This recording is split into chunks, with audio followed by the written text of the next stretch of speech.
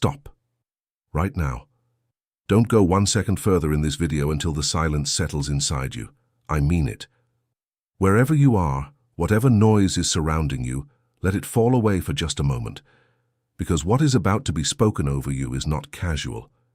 It is not content. And it is not coincidence that you are here in this exact moment, on this exact day.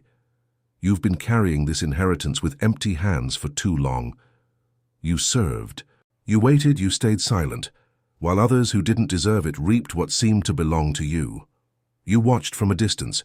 You kept your composure when everything in you wanted to break. You passed the test, chosen one. You passed it quietly when no one was watching, when the reward seemed further away than ever. I need you to feel what I'm about to describe, because you've lived every word of it.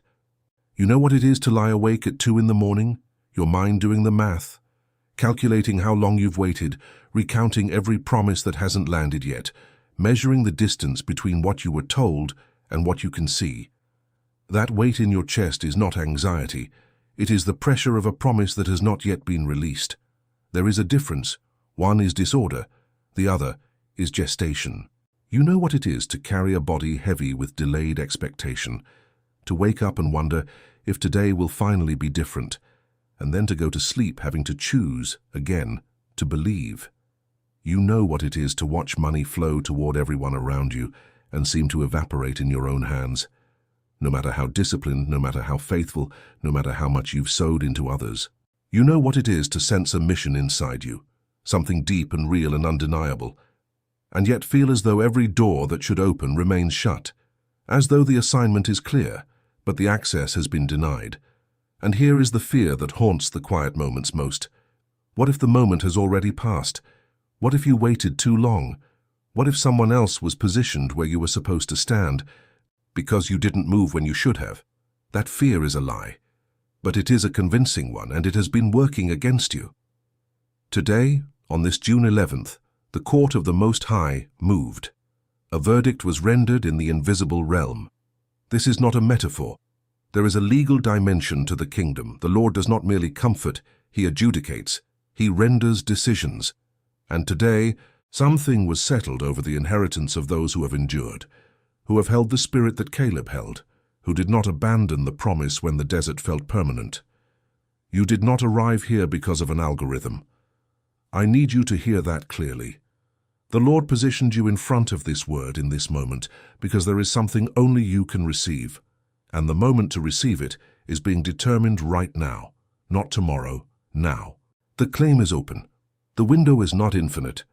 So I want to ask you to do something.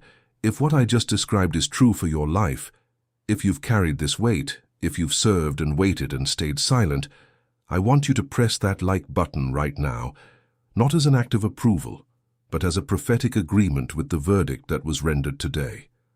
As a declaration that you receive it. As a prayer for the clarity to recognize your moment when it arrives. Do that now and then stay with me, because what comes next is the key. This exhaustion you've been carrying, the quiet, dignified, relentless exhaustion of the chosen one who keeps choosing to believe, it has a name and it has a way out, not a shortcut. A pathway, a specific, ordered pathway for the person who knows the promise exists, but genuinely does not know how to move from carrying it to claiming it. That pathway is what I've been building, and I've placed everything I know about it in a resource called the Solomon Code. Everything that matters is in the first pinned comment below this video. Look for it now if you need to, then come back. But before we go any further, I want to give you a window into the man whose story is the backbone of everything I'll say today. Because the diagnosis of your situation is already written in Scripture. It was written in the life of a man named Caleb. Caleb waited 40 years.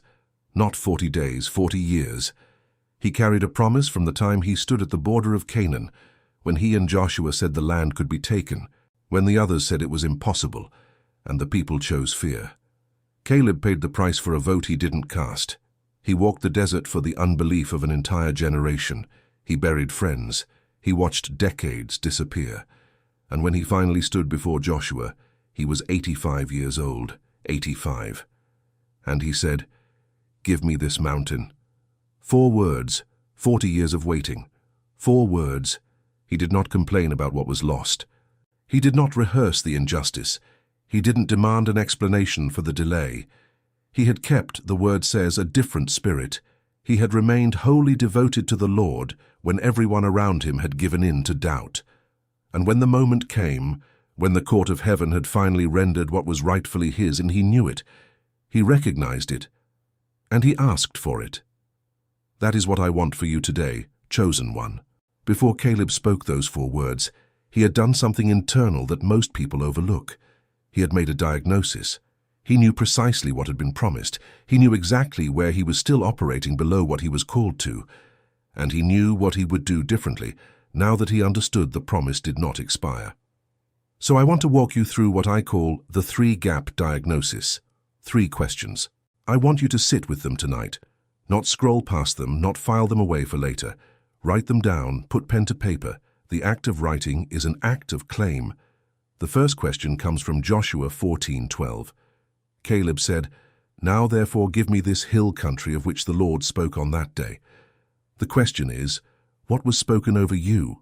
What was promised that you have not yet claimed? Name it. Be specific. Not vague spiritual language. Specific. A territory, a relationship, a resource, a calling. What is the mountain that has your name on it? The second question comes from Galatians 4:7. Paul wrote, "So you are no longer a slave, but a son, and if a son, then an heir through God." The question is, in what area of your life are you still functioning as an orphan when the Father has already declared you an heir? Where are you surviving, managing, negotiating for scraps, in the finances, in the relationships, in the health, in the purpose, when you have already been granted access to the inheritance? Identify the gap between your declared identity and your lived reality. The third question is the one most people are afraid to answer honestly. If you knew with absolute certainty that the promise does not expire, if you knew that the delayed inheritance was still intact, still yours, still waiting, what would you do differently starting tonight? What permission have you been withholding from yourself? What step have you been postponing because you weren't sure the door was still open? Write those 3 answers down. Tonight, before this day closes. That is your first act of alignment with the verdict that was rendered today. Now, here is where most people stop. They receive the word. They feel the weight of it. They do the diagnosis, and they feel more aware of the gaps, not less. Because awareness without a protocol becomes more anguish. The diagnosis revealed the territory, but now you need to know how to take it. You don't need more faith. I want to be direct with you about this. You have faith. You've proven it by staying. What you need is discernment, the specific. Apply discernment to recognize the moment when God renders his verdict in your favor and to act. Not to react prematurely, not to freeze out of fear, but to recognize the moment and step into it with clarity. That is Solomon's gift. Not gold, not power, discernment. And it is the one thing the Lord delights to give to those who ask. The era of surviving is over for you, chosen one. I want you to hear that as a declaration, not a wish. The era of the chosen one who manages and endures and makes do, that era is closing. The era of governing is beginning. Not governing in arrogance, not in ambition, but in the authority of an heir who knows who he is and what has been given to him. To govern your household, to govern your finances, to govern your peace, to govern the mission that was placed inside you before you were born. But governing requires a different set of tools than surviving does.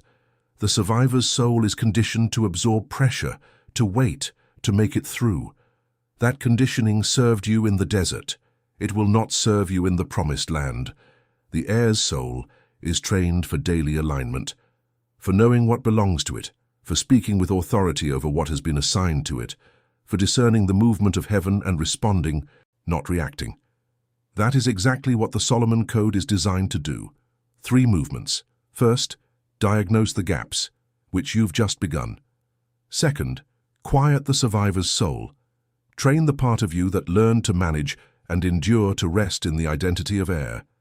Third, build the daily protocol of the heir, the specific disciplines, spiritual and practical, that move inheritance from invisible decree to visible reality. Everything is in the first pinned comment below. I want you to take 1 minute, just 1 minute, and go there. Not later. Now. I know what some of you are thinking. You've heard words like this before. You've moved towards something, and it didn't work out the way you expected. You've been burned by premature movement or by staying too long, and you've lost the ability to tell the difference between the two. I hear you. But hear me. The issue was never the promise. The issue was the protocol. Caleb had the same promise for 40 years. It didn't expire. The land didn't disappear. It waited for him. Your mountain is still there. I want to close today with a final invitation.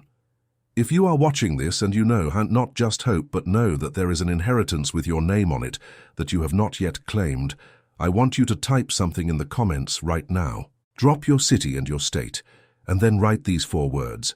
I receive my inheritance. 4 words. Say it as you type it.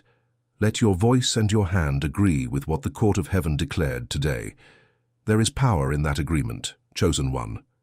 Do not scroll past this moment, and if you know someone else who has been carrying a delayed promise, a friend, a family member, someone in your church, someone in your circle who has been waiting and serving and staying faithful, share this with them today. Not as a suggestion, as a seed. What you release into someone else's field comes back into yours. We'll talk again soon. Until then, may the wisdom that comes from above be your foundation today. May your inheritance be claimed in its right time. And may you know, fully and without doubt, that the Lord has not forgotten what He spoke over you. I'll see you in the next one.